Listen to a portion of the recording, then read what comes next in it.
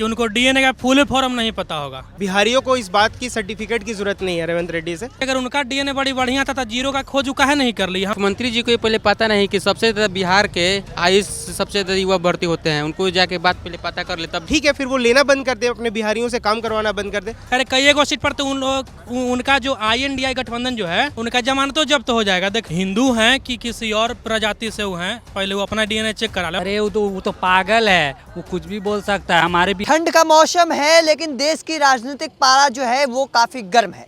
दरअसल पिछले दिनों 5 राज्यों का परिणाम जो है वो निकल कर सामने आया और उसके बाद तेलंगाना के मुख्यमंत्री जो नए हैं रेवंत रेड्डी ने बड़ा बयान दिया है बिहारियों को लेकर। उन्होंने कहा है कि तेलंगाना का डीएनए बेहतर है बिहार से। बिहार के युवक हैं, गांधी मैदान में मौजूद हैं, हम लोगों से बातचीत करेंगे।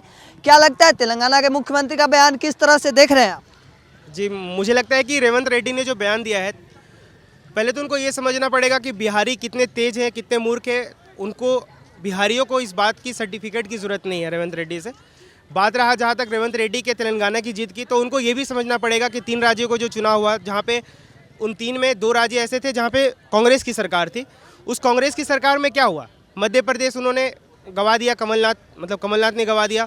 कांग्रेस की सरकार थी राजस्थान में, उन्होंने वहाँ अशोक गहलोत की सरकार चली गई। छत्तीसगढ़ में भूपेश बघेल की सरकार थी, वो चली गई। तो ठीक है, मुझे लगता है कि अगर बिहारियों से कोई दुश्मनी है या फिर उन्हें ऐसा लगता है कि बिहारी वहाँ पर आकर उन समाज के लिए अभिशाप बनकर आ रहे हैं, तो ठीक है, फिर वो लेना बंद कर दे, अपने बिहारियों से काम करवाना बंद कर दे। पर ये कहना कि बिहारी में बुद्धि नहीं है, बिहारी में क्षमता नहीं है, तो मुझे लगता है कि वो ये बड़बोलापन है। इससे ज़्यादा मैं किसी और तरीके से नहीं देखता। क्या लगता है कि बिहारी को जिस तरह से डीएनए को लेकर उन्होंने बताया है वो सही कहा गया है? मुझे तो लगता है उन्होंने सही नहीं कहा है। ऐसा नहीं कहना चाहिए। क्या इसके लिए उन्हें माफी मांगनी चाहिए?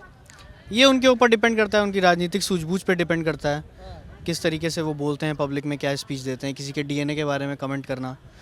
And what he is trying to say, is it a biological perspective of DNA which he is trying to describe that the people from the Bihar are lesser in terms of capability, in terms of physical physique or other perspective, or in terms of their well-being, or in terms of their economic status, social status in the society. So he must decide what had to be said publicly or what not had to be said, what had to be refrained. We have seen very famous personalities of Bihar across India, so he also must be aware, since being from the political background, so he is also aware of these kind of notions, so he is better to decide what to speak and what not to speak. देखिए, बिहार के जो युवा हैं वो तमाम बातें कहते नजर आ रहे हैं और भी युवा हैं। क्या लगता है, किस तरह से देखते हैं कि रेवंत रेड्डी ने बड़ा बयान दिया, कहा कि तेलंगाना से बेहतर है, बिहार से बेहतर है तेलंगाना का डीएनए? सबसे पहले तो हम यही कहना चाहेंगे कि उनको डीएनए का फुल फॉर्म नहीं पता होगा।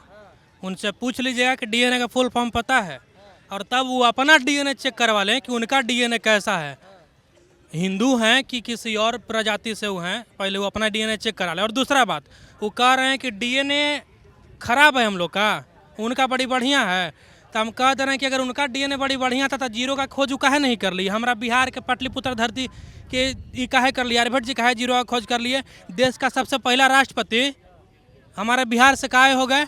महात्मा गांधी जब देश आज़ाद करा रहे थे तो सबसे पहला सत्याग्रह हमारे बिहार के चंपारण ने शुरू किए, तो हर तेलंगाना से काहे नहीं किए थे। तो क्या लगता है कि उनसे जो बातें आप लोग कर रहे हैं उनसे माफ़ी मांग लेनी चाहिए बिहार से?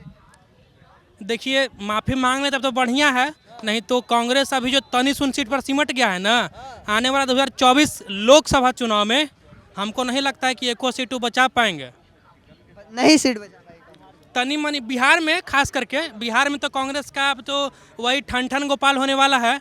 और हमको ना लगता है कि बिहार में ज़्यादा सीट ला पाएंगे। अरे कई गो सीट पर तो उनका जो INDI गठबंधन जो है उनका जमानत तो जब्त हो जाएगा, देख लीजिएगा। इंडिया गठबंधन। अरे तो इसी तरह का बयान है उसका, जो तुच्छ कैटेगरी का जो नेता है, इसी तरह का वो लोग अपना बयान देता है।